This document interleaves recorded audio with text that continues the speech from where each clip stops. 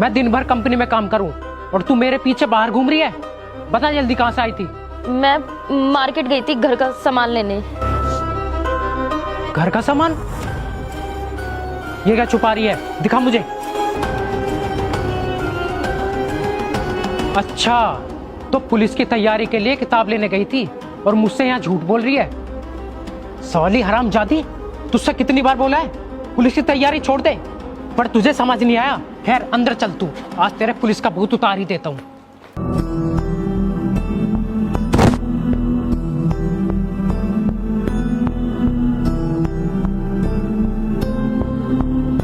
नहीं नहीं, मुझे मत मारो। नहीं नहीं नहीं नहीं,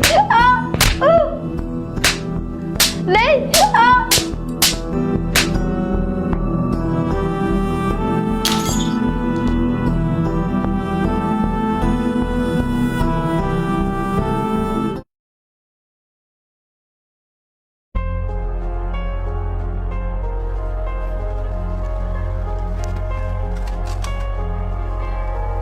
लीजिए, खाना खा लीजिए। क्या हुआ, कुछ लाने हैं क्या? मिठाई कहाँ है? तुझे मालूम है ना मैं खाने के तुरंत बाद मिठाई खाता हूँ, फिर क्यों बार बार भूल जाती है? माफ कीजिएगा, मैं भूल गई। चल जा लेकर आ। जी अभी लाई।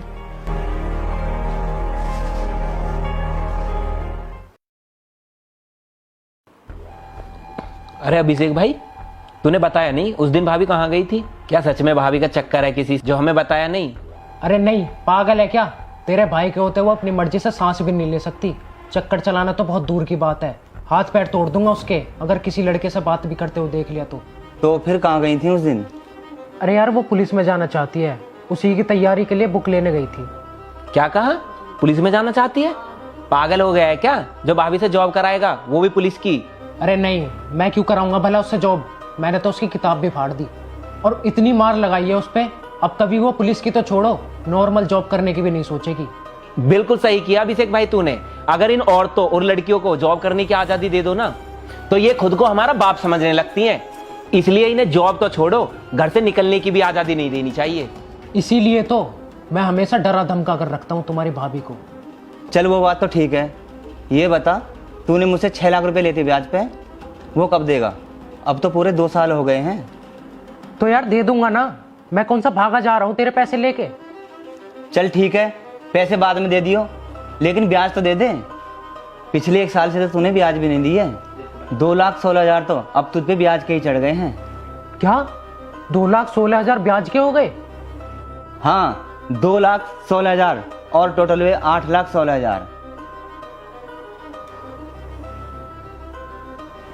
चल ठीक है, मैं करता हूँ कहीं से जुगाड़। कहीं से क्या, भाभी के घर वालों से मांग ले। वैसे भी दहेज में तो इन्होंने कार और सामान के अलावा कुछ दिया नहीं था। हाँ विकास भाई, मैं उसी से बोलता हूँ।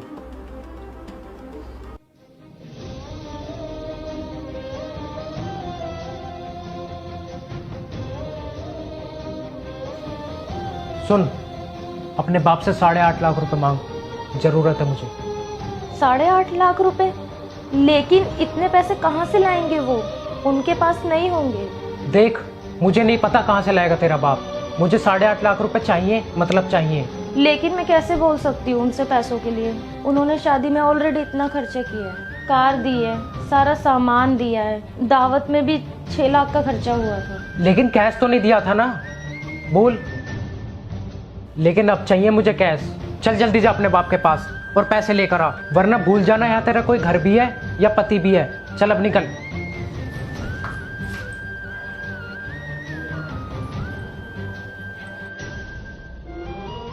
बेटी, हर बाप अपनी तरफ से पूरी कोशिश करता है अपनी बेटी की शादी में सब कुछ देने के लिए। मैंने भी की, मेरे पास जितना भी पैसा था मैंने सब लगा दिया तेरी शादी में, और अब तो मेरे पास इतना भी पैसा नहीं है कि मैं अपनी बीमारी का इलाज करा सकूं।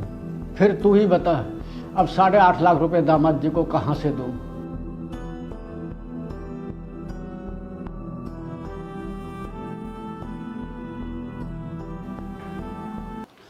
भगवान, मेरी बेटी की रक्षा करना।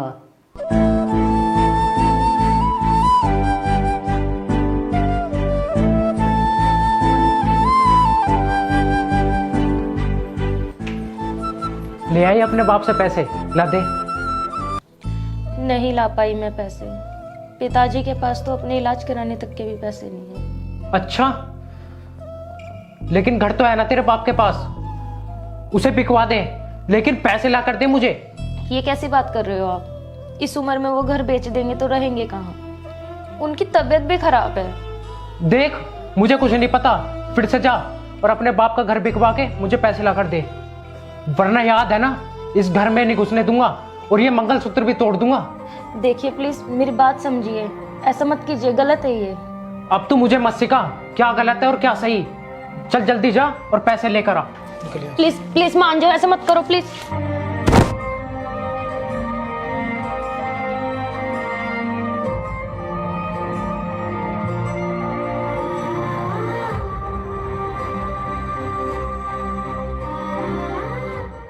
पिताजी के पास अपना इलाज कराने तक के पैसे नहीं है। ऐसी सिचुएशन में मैं उनसे कैसे बोल सकती हूँ घर बेचने के लिए?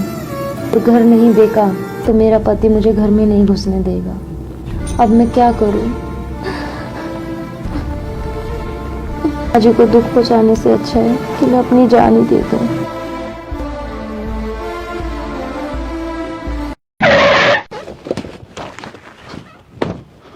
अरे माफ कीजिएगा, आपको चोट तो नहीं लगी? आपने गाड़ी क्यों रोकी? मैं खुद चाहती थी कि मुझे टक्कर लग जाए और मैं मर जाऊं। अरे ये कैसी बात कर रही हो आप? ऐसा नहीं बोलना चाहिए। सर, आप अगर मेरी सिचुएशन में होते तो आप भी ऐसा ही करते। क्यों? ऐसा क्या हुआ है तुम्हारे साथ? बताओ मुझे। सर, मेरे पिताजी ने मेरी ग्रेजुएशन पूरी होने से पहले ही मेरी शादी कर दी। मैं पुलिस ऑफिसर बनना चाहती थी सर, लेकिन मेरे पति औरतों और लड़कियों की आज़ादी में यकीन नहीं करते सर, इसलिए मुझे पढ़ने की आज़ादी नहीं मिली। यहाँ तक तो ठीक था सर, पर अब मेरे पति 8.5 लाख रुपए मांग रहे हैं मेरे पिताजी से। अब आप ही बताओ सर, ऐसे सिचुएशन में एक औरत मरे ना तो क्या करे? सही कह रही हो आप। ऐसे सिचुएशन में एक इंसान आखिर मरने के अलावा सोच ही क्या सकता है।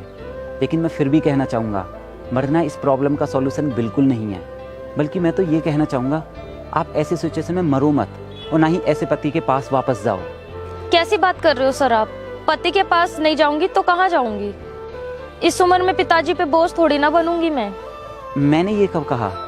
बल्कि मैं तो ये कहना चाहता हूँ, अपने पिताजी के पास जाओ, उनका ख्याल रखो और उस पति के पास मत जाओ जिसे तुम्हारी कदर ही नहीं है।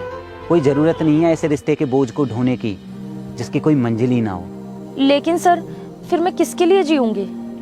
किसके लिए क्या मतलब? अपने सपने के लिए जियो। पुलिस ऑफिसर बनना चाहती हो ना तुम? बनो और अपनी जैसी बाकी औरतों को जागरूक करो और मैं इसमें तुम्हारी पूरी हेल्प करूंगा। अब बताओ, रेडी हो? बिल्कुल सर, मैं रेडी हूँ। चलो तो फिर आओ मेरे साथ, बैठो।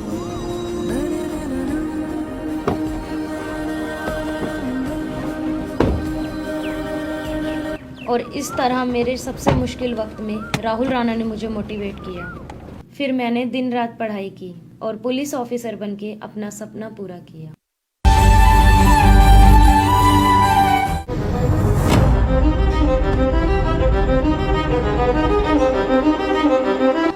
अभिषेक भाई, मनोज ने तेरे खिलाफ केस कर दिया है पैसे ना देने की वजह से।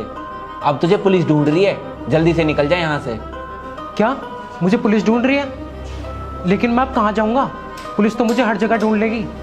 हाँ ये भी है, लेकिन तुझे पता है हमारे थाने में नई पुलिस ऑफिसर कौन है? नहीं भाई, मुझे तो नहीं पता। तेरी वाइफ। क्या? मेरी वाइफ?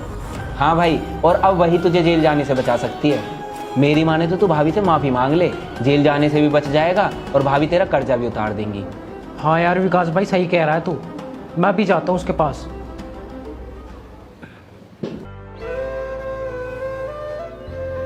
वैशाली, प्लीज मुझे माफ कर दो, मुझसे बहुत बड़ी गलती हो गई। मैंने तुम्हारे साथ बहुत गलत किया। अच्छा, माफ कर दूं?